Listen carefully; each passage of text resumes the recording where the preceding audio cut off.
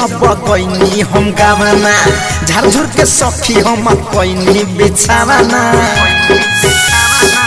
सखी पहले दिने जब गईनी हम गावना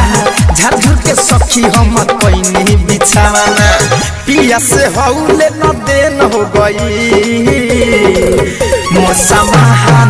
रे मोर सामान ये सखी फेन हो गई मोर सामान ये सखी फेन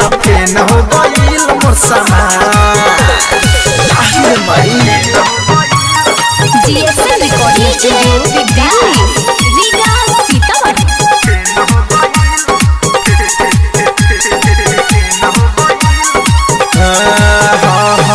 तो हम फूल साए साए हो अच्छा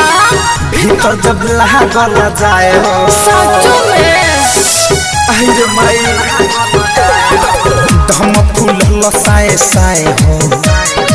भीतर जब लागल जाए हो दिलवा हमारे तो बेचैन हो गई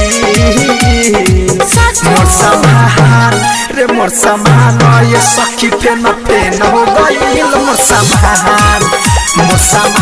ये सखी फेन हो गई मोर सामान music by Saurabh Govil DJ Vikas Riga Sitamarhi.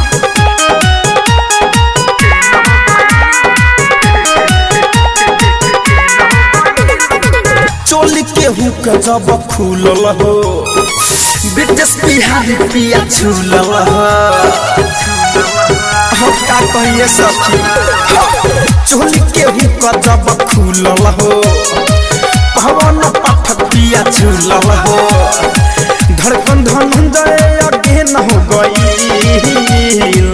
मोर सामान ये सखी फेन हो गई मोर सामान ये सखी फेन हो गई मोर सामान पहले दिने जब गईनी हम गावना झारझुर के सखी हम कईनी बिछावना पिया से हौले न देन हो गई मोर सामान ये सखी फेन हो गई मोर